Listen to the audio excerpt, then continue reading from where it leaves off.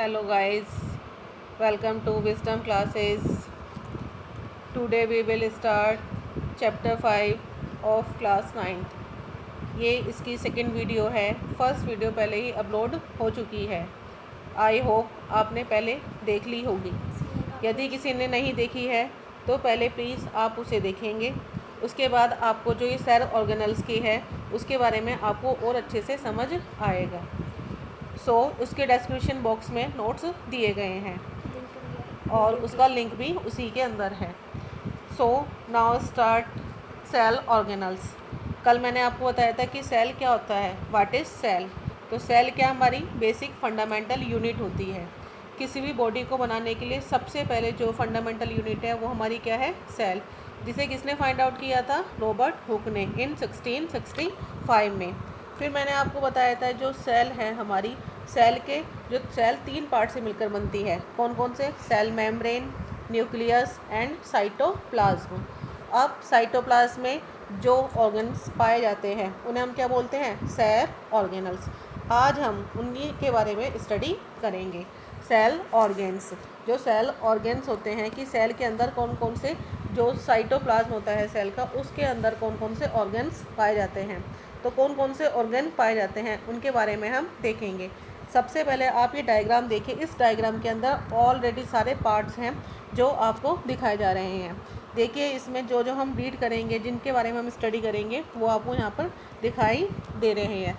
जैसे कि आपका है ribosomes, mitochondria, rough endoplasmic reticulum, cytoplasm, nucleus और smooth endoplasmic reticulum, plasma membrane, centriole.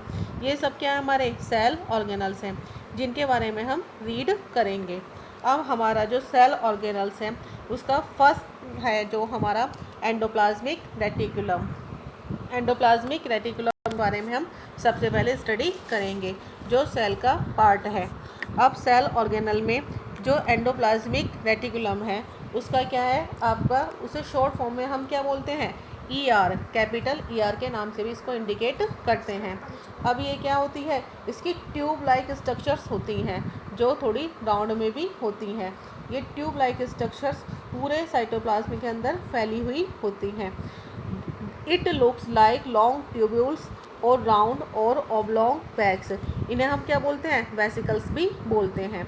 और ये जो एंडोप्लाज्मिक रेटिकुलम होती हैं टू टाइप्स की होती हैं। कैसे, RER और SER। मीन्स क्या है RER का, कि रफ एंडोप्लाज्मिक रेटिकुलम, और SER का मतलब क्या होता है, स्मूथ एंडोप्लाज्मिक रेटिकुलम।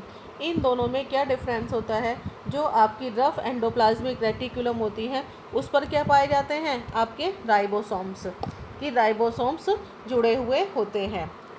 और जो हमारी स्मूथ एंडोप्लाज्मिक रेटिकुलम होती है उस पर आपके कोई राइबोसोम्स नहीं पाया जाता है।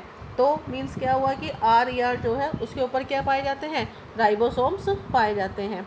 ये राइबोसोम्स किस में हेल्प करते हैं, प्रोटीन सिंथेसाइज में। जब सेल के अंदर जो प्रोटीन बनता है वो किसके थ्रू बनता है, राइबोसोम्स के अंदर।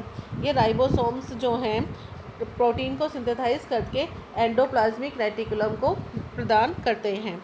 अब जो आपका स्मूथ एंडोप्लाज्मिक रेटिकुलम है वो किस में हेल्प करता है, वो जो हेल्प करता है फैट मोलिक्यूल्स और लिपिड्स को मैन्युफैक्चर करने में हेल्प करता है, जो सेल के फंक्शन के लिए इम्पोर्टेंट होता है।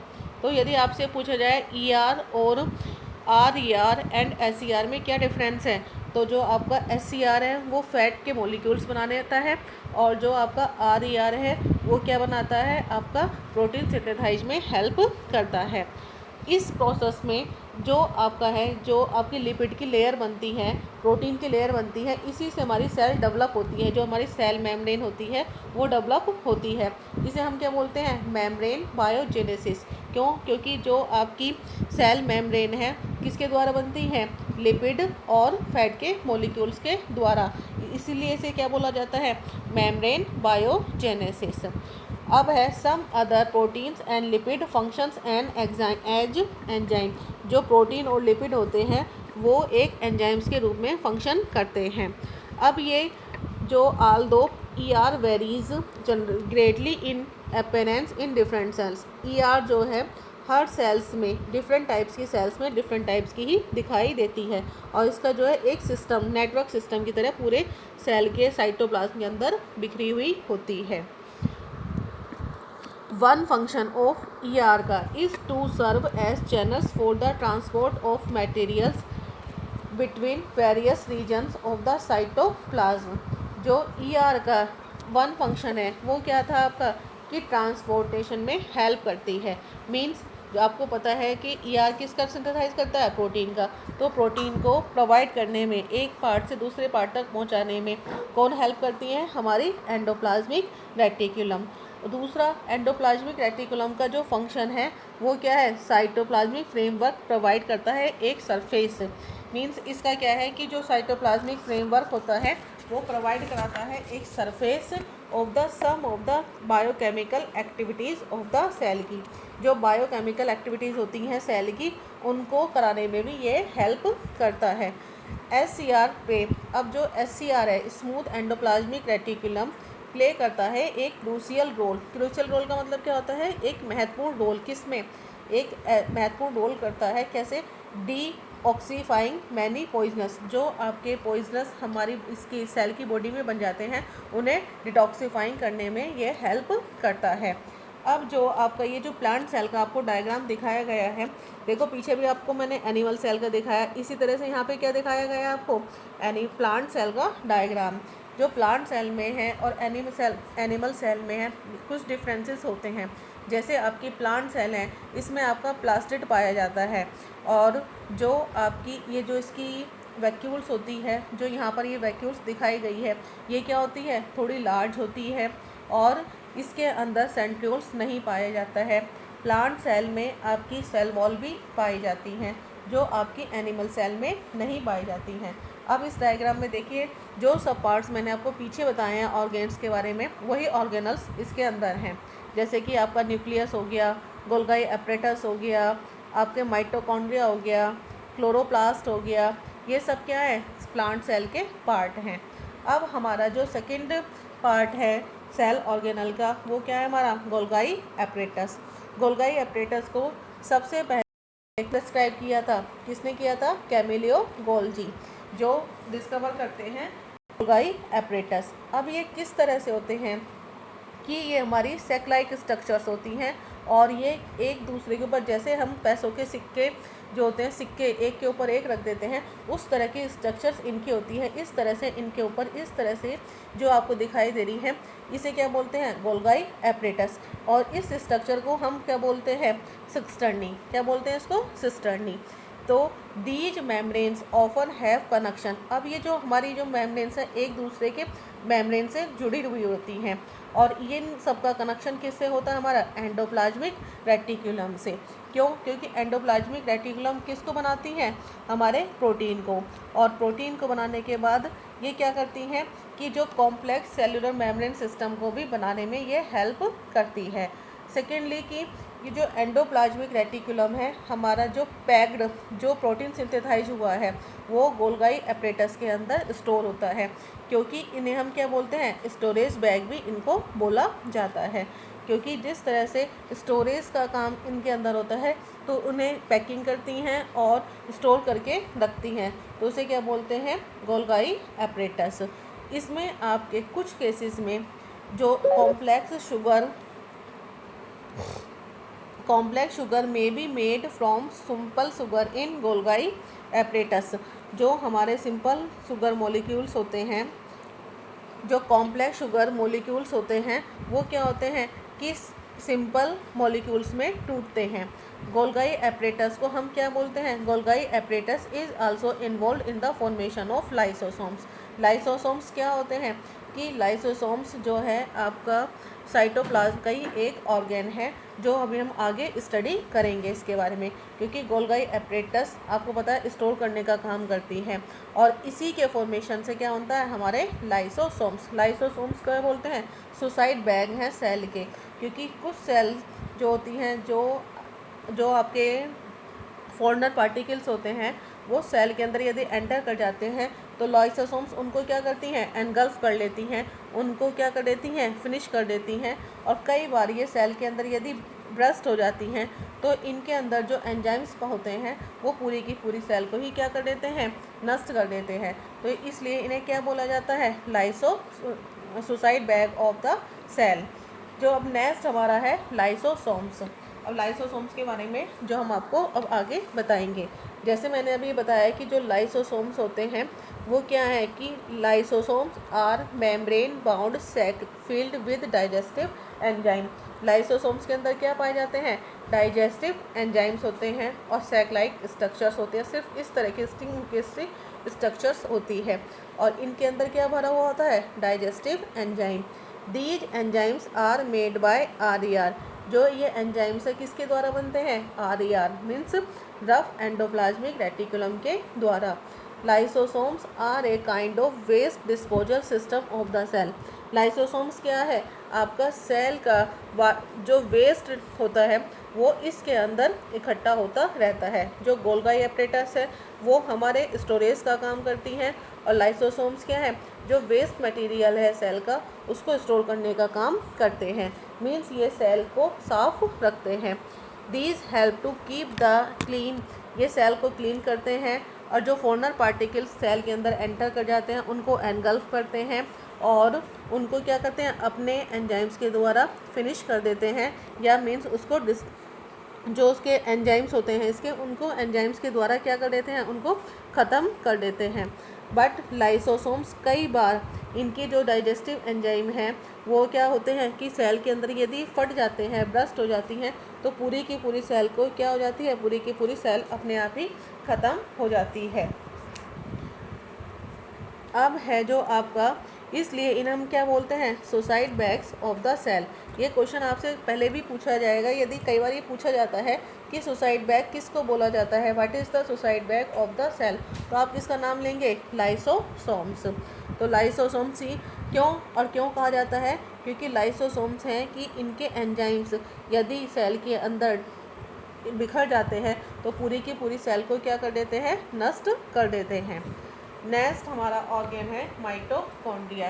It is very important part है of the cell because mitochondria are known as the power house of the cell. Mitochondria को किसके नाम से जाना जाता है, power house of the cell. Mitochondria को पावर हाउस क्यों कहते हैं, क्योंकि यह पूरी की पूरी सेल को क्या प्रोवाइड करता है, एनर्जी। और इसकी जो एनर्जी होती है किस फॉर्म में होती है, ATP के रूप में। तो ATP क्या है, एक करेंसी है किसकी, सेल की, जो हमें इसमें एनर्जी प्रोवाइड कराता है। अब माइटोकॉन्ड्रिया की जो स्ट्रक्चर है, माइटोकॉन्ड्रिया 2 मेम्ब्रेन रखता है। फर्स्ट मेम्ब्रेन आपकी कैसी होती है, एक इस तरह की मेम्ब्रेन होती है और इसके अंदर जो दूसरी मेम्ब्रेन होती है वो इस तरह से होती है। तो दूसरी मेम्बर अंदर की साइड थोड़ी सी घसी हुई होती है। क्यों होती है, क्योंकि जब ATP बनता है तो ATP के जो बनने से उसको लार्ज एरिया चाहिए तो वो इंक्रीज़ कर देता है सरफेस को, किसके लिए, ATP के जनरेशन के लिए, जिससे कि जो केमिकल एनर्जी होती है। अब आपका जो ATP की यहाँ पर फुल फॉर्म या दिखाई गई है, ये भी आपको लर्न करनी है क्योंकि समटाइम्स ये एग्ज़ाम में पूछ लिया जाता है। क्या है आपकी ATP की full form, adenosine triphosphate, adenosine triphosphate. और यदि आपसे करेंसी पूछा जाए तो भी क्या है आपकी, ATP। ATP is known as the energy currency of the cell. अब आपका जो ATP है वो न्यू केमिकल कंपाउंड्स को बनाने में भी हेल्प करता है। Mitochondria are strange organelle in the sense, strange organelles हैं इन द सेल्स में, mean that have their own DNA, क्योंकि इसके पास अपना DNA पाया जाता है, अपने राइबोसोम्स होते हैं, इसलिए माइटोकॉन्ड्रिया जो है प्रोटीन सिंथेसाइज में भी हेल्प करता है, क्योंकि mitochondria are able to make some of their own protein, कुछ ना कुछ इसके द्वारा प्रोटीन भी बनता है, क्योंकि इसके अंदर क्या पाए जाते हैं, राइबोसोम्स। और राइबोसोम्स किसके लिए रेस्पॉन्सिबल होते हैं, प्रोटीन सिंथेसाइज के लिए। तो माइटोकॉन्ड्रिया जो है आपका एक इम्पोर्टेंट पार्ट है। क्योंकि ये पार्ट इम्पोर्टेंट क्यों है, क्योंकि आपको ये सेल का क्या है, पावर हाउस। नेक्स्ट ऑर्गन है हमारा प्लास्टिड। अब जैसे मैंने आपको पहले बताया है कि प्लास्टिड क्या होता है कि जो ओनली कहाँ पाया जाता है, प्लांट सेल में। और प्लास्टिड होते क्या हैं, जो हमारे प्लांट्स को कलर प्रोवाइड कराते हैं उन्हें हम क्या बोलते हैं, प्लास्टिड। और ये सिर्फ ओनली प्लांट सेल में ही मिलते हैं। अब प्लास्टिड 2 टाइप्स के होते हैं, कौन कौन से, क्रोमोप्लास्ट एंड ल्यूकोप्लास्ट। अब देखो इन दोनों के नाम से ही क्लियर है, क्रोमो मीन्स कलर को प्रोवाइड करने वाले, और ल्यूकोप्लास्ट का, ल्यूको का मतलब क्या होता है, वाइट, जो वाइट कलर के लिए रेस्पॉन्सिबल होते हैं या कलरलेस। तो क्रोमो मीन्स जो कलर देगा और ल्यूको जो कलर नहीं देता है। Chromoplast containing 1 pigment chlorophyll. Chromoplast के पास क्या पाया जाता है, एक पिगमेंट पाया जाता है जिसे हम क्या बोलते हैं, chlorophyll.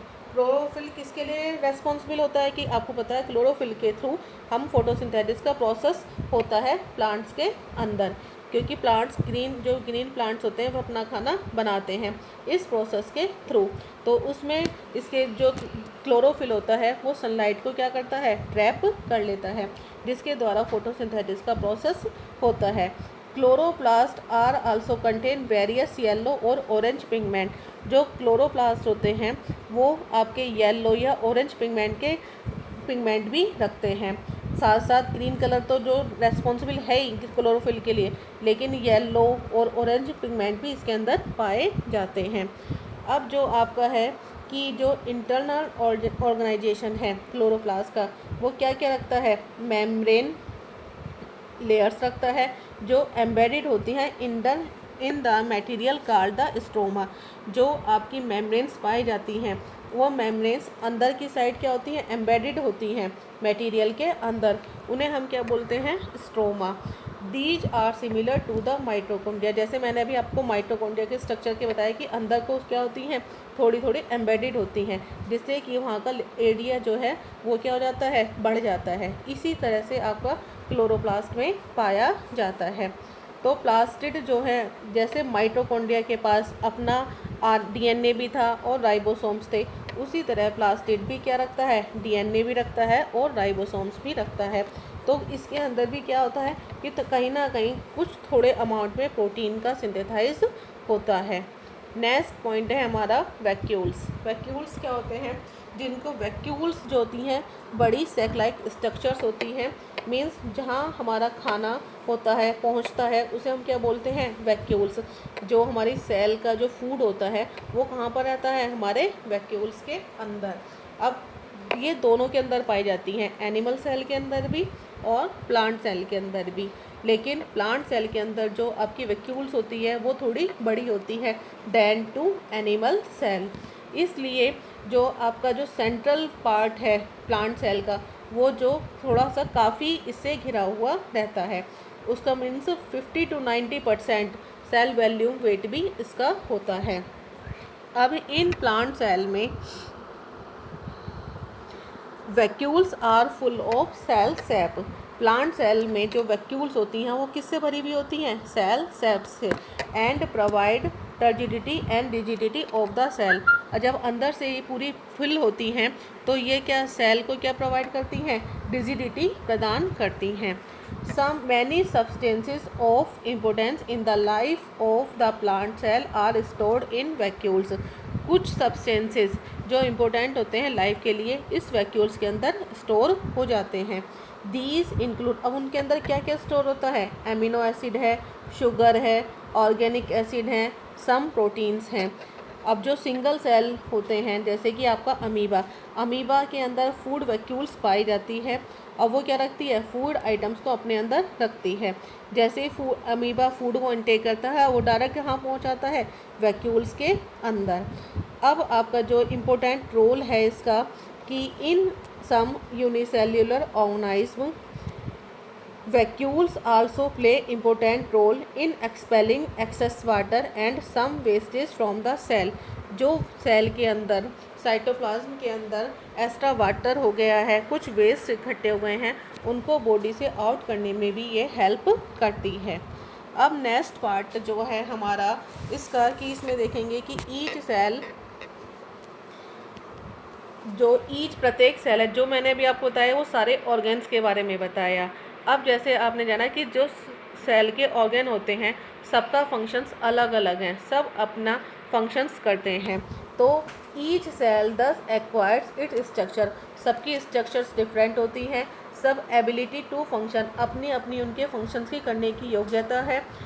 Because of the organism of its membrane and organelles in specific way, जो इनकी मेम्ब्रेन्स हैं, ऑर्गेनल्स हैं, वो स्पेसिफिक होते हैं। और बेसिक स्ट्रक्चरल यूनिट है क्या, हमारी सेल। तो सेल जो हेल्प्स करती है टू परफॉर्म करने में many functions like respiration, nutrition, excretion, ये सब क्या है, हमारे जो बॉडी के इम्पोर्टेंट फंक्शंस हैं जो सेल के द्वारा ही पॉसिबल हो पाते हैं। इसलिए सेल को हम क्या बोलते हैं, fundamental structure unit of all living beings. इसी के द्वारा हमारा जो ये चैप्टर है आज आपका फिनिश होता है। अब जो नेक्स्ट मैं आपको बताने जा रही हूँ वो लास्ट पॉइंट आपका क्या है, सेल डिवीजन। मीन्स हमारा सेल डिवाइड कैसे होती है, इसके नाम से ही क्लियर होगा है। ये आपकी 2 टाइप से कि सेल डिवीज़न की हमारे सेल कैसे डिवाइड होती है, कैसे नई सेल्स बनती हैं। तो सबसे पहले कि new cells form in organise in order to grow. नई सेल्स कैसे बनती हैं ऑर्गेनाइज में, कि न्यू सेल्स बनेंगी तभी आपका क्या है, न्यू ऑर्गेनाइज ग्रो कर पाता है, नया ऑर्गेनाइज तभी प्रोड्यूस होता है। To replace old and dead and injured cell, जब पुरानी सेल्स आपकी जो इंजर्ड हो गई हैं उनको नई सेल्स के द्वारा हटाया जाता है। And to form gametes required for production, कि कुछ में क्या होता है, गैमेट्स बनते हैं जो रिप्रोडक्शन के लिए रेस्पॉन्सिबल होते हैं। The process by which new cells are made, जो ये प्रोसेस है न्यू सेल्स बनने का उसे हम क्या बोलते हैं, सेल डिवीज़न। अब ये सेल डिवीज़न हमारा 2 टाइप से होता है, माइटोसिस एंड मियोसिस। आपसे ये क्वेश्चन पूछा जाता है कि what is cell division and its types, तो आपको यहाँ बताना है कि द प्रोसेस बाय विच, कि ऐसा प्रोसेस जिसके द्वारा न्यू सेल्स आर मेड बनती हैं उसे हम क्या बोलते हैं, cell division. It is of 2 types, कौन कौन से, माइटोसिस एंड मियोसिस। अब फर्स्ट हम पहले पढ़ेंगे माइटोसिस होता क्या है। The process of cell division by which most of the cell divide for growth is called mitosis. Means क्या है कि जब हमारा सेल डिवीज़न का जो प्रोसेस है जिसमें जो मोस्ट सेल्स हैं डिवाइड होती हैं फॉर ग्रोथ के लिए, उसे हम क्या बोलते हैं, mitosis. In this process each cell called mother cell, means इसमें क्या होती है, एक मदर सेल होती है जो क्या होती है, डिवाइड होती है और 2 आइडेंटिकल डॉटर सेल बनाती हैं, जैसे ये आपको डायग्राम दिखाया जा रहा है। अब देखिए इसमें जो डायग्राम है कि ये क्या है, आपकी मदर सेल। ये मदर सेल 2 पार्ट्स में डिवाइड हो जाती हैं और जो इसके अंदर क्रोमोसोम्स होते हैं वो सेम नंबर में इसके अंदर चले जाते हैं। जो आपको देखिए डायग्राम 1 2 3 4, ये क्या 1 2 3 4 आपके क्रोमोसोम्स ये इक्वली पार्ट्स में दोनों आइडेंटिकल डॉटर सेल्स में पहुंच गए हैं। इसी के द्वारा हमारी सेल्स बनती हैं। फिर सेल से टिश्यू बनते हैं, टिश्यू से पूरा का पूरा टिश्यू, ऑर्गन सिस्टम, उसके द्वारा सारा का सारा हमारा ऑर्गेनाइज धीरे धीरे डेवलप होता है। ये तो हमारा था माइटोसिस। अब मैं किसके बारे में बताऊंगी आपको, मियोसिस के बारे में।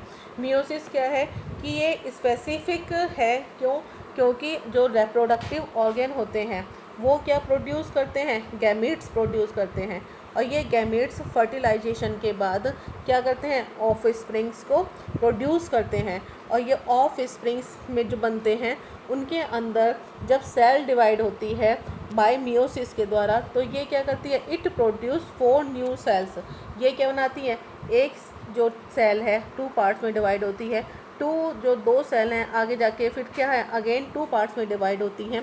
इस तरह से ये डिवीज़न होता है 1 मदर सेल पहले 2 में, लेकिन इसमें जो क्रोमोसोम्स की जो नंबर होते हैं वो क्या हो जाते हैं, हाफ हो जाते हैं। जितने भी मदर सेल में होंगे वो आगे जाके उनके दोनों डॉटर सेल्स में क्या हो जाएंगे, डिवाइड हो जाते हैं। ये इस प्रोसेस को क्या बोला जाता है, मियोसिस। तो जो न्यू सेल है, new cell only have half the number of chromosomes than that of the mother cell. की मीन्स क्या है कि मदर सेल में जितने क्रोमोसोम्स होते हैं उससे आधे उनकी डॉटर सेल में पाए जाते हैं। ये प्रोसेस आपका मियोसिस था।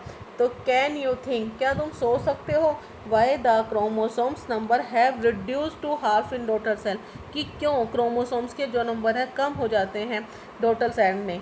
क्यों कम हो जाते हैं, क्योंकि आप देख रहे हैं एक मदर सेल ही 2 पार्ट्स में डिवाइड हो रही हैं और इनके जो क्रोमोसोम्स हैं ये अपने आप ही इन पार्ट्स में डिवाइड हो रहे हैं। ये आगे जाते नए नए सेल्स बनाती हैं, नए टिश्यू बनते हैं इनसे, और ये क्रोमोसोम से आगे जाके रेस्पॉन्सिबल होती हैं नई सेल को बनाने में। तो आपका आज यहाँ पर ये चैप्टर फिनिश हुआ है।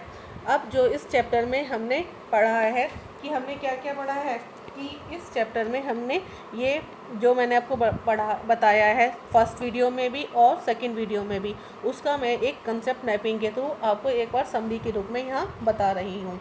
देखिए इसकी कंसेप्ट मैपिंग। फर्स्ट हमारा जो कंसेप्ट था कि टाइप्स ऑफ ऑर्गेनाइज पहले मैंने आपको बता चुकी हूँ। जो लिविंग बॉडी होती हैं उन्हें हम क्या बोलते हैं? ऑर्गेनाइज्म।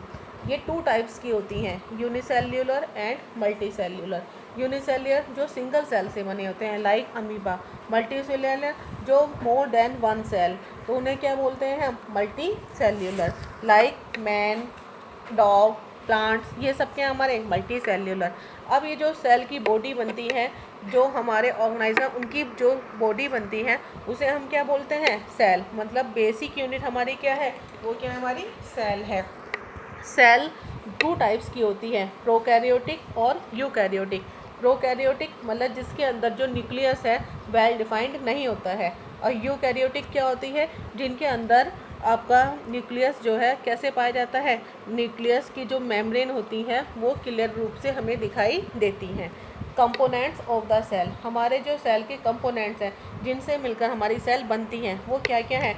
जैसे सेल वॉल, सेल प्लाज्मा या इसे हम प्लाज्मा मेम्ब्रेन भी बोल सकते हैं, और न्यूक्लियस और साइटोप्लाज्म। लेकिन जो ये सेल वॉल है ओनली कहाँ पाई जाती हैं? प्लांट्स में। लेकिन 3 पार्ट ऐसे हैं जो सेल मेम्ब्रेन का दूसरा नाम क्या था? प्लाज्मा मेम्ब्रेन, ये दोनों के अंदर पाई जाती है, nucleus and cytoplasm. In 3 part से हमारी सेल मिलकर बनती है। अब है आपका कि जो सेल साइटोप्लाज्म के अंदर ऑर्गन्स पाए जाते हैं उनको मैं बता रही हूँ, एक बार फिर से रिपीट कर रही हूँ, जिनके बारे में अभी हमने इनके फंक्शन, इनके स्ट्रक्चर्स के बारे में पढ़ा है कि जो ऑर्गेनल्स हैं।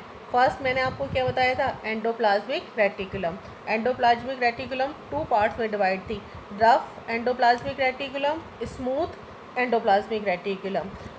जो रफ क्यों थी? क्योंकि इसके ऊपर क्या पाए जाते हैं? राइबोसोम्स, ये प्रोटीन सिंथेसाइज में हेल्प करती हैं।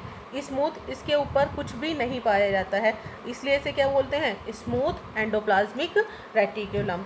गोल्गी एपरेटस, जिसको कैमिलियो गोल्गी ने फाइंड आउट किया था, और ये क्या होती हैं? सैक लाइक स्ट्रक्चर्स होती हैं। जैसे हम पैसों को, सिक्कों को एक के ऊपर एक करके रख देते हैं, इसे सिक्सटर्नी बोलते हैं, और ये किस में हेल्प करती हैं? फूड के स्टोरेज में ये हेल्प करती हैं। नेक्स्ट हमारा क्या था? लाइसोसोम्स। लाइसोसोम्स क्या हैं? जिनके अंदर बॉडी का सेल का जो वेस्ट होता है वो इसके अंदर इकट्ठा होता है, इसे हम क्या बोलते हैं? Suicide bags. नेक्स्ट हमारा था माइटोकॉन्ड्रिया, जिसे हमने power house of the cell. पूरे की जो सेल की एनर्जी होती है वो इसी के अंदर इकट्ठी होती है एटीपी के रूप में। नेक्स्ट हमारा वैक्यूल्स, जिनके अंदर फूड स्टोर होकर होता है। अब जो मैंने आपको बताया था कि जो प्लास्टिड होते हैं, प्लास्टिड कहाँ पाए जाते हैं? ओनली प्लांट्स में, और ये आपके कौन कौन से? क्रोमोप्लास्ट, ल्यूकोप्लास्ट, क्लोरोप्लास्ट, ये जो हैं प्लांट्स को कलर देने में हेल्प करते हैं। नेक्स्ट हमारा जो था सेंट्रियोल। सेंट्रियोल सिर्फ किस में पाया जाता है? ओनली एनिमल सेल में, नॉट प्लांट सेल में। तो ये पॉइंट्स आपको याद रखने हैं कि कुछ ही पॉइंट्स हैं जो आपके अलग है, जैसे सेंट्रियोल्स हो गया, प्लास्टिड हो गया, ये सब क्या है कि आपके कुछ थोड़े से अलग हैं, उन पार्ट्स को बस आपको याद रखना है। तो ये जो चैप्टर है ये आपके पूरे चैप्टर की क्या हो गई? आपकी समरी है। इस चैप्टर को अच्छे से रीड करना है, इम्पोर्टेंट चैप्टर है। तो आज आपका ये चैप्टर क्या हुआ है? फिनिश हो गया है। इस चैप्टर को अच्छे से देखने के बाद आप इसके क्वेश्चंस अटैम्प्ट करेंगे। यदि किसी को प्रॉब्लम आती है तो प्लीज़ कमेंट बॉक्स में डालिए, जिससे मैं आगे आपकी हेल्प कर सकूं। Don't forget and like, share, subscribes my channel, and thanks for watching. Thank you.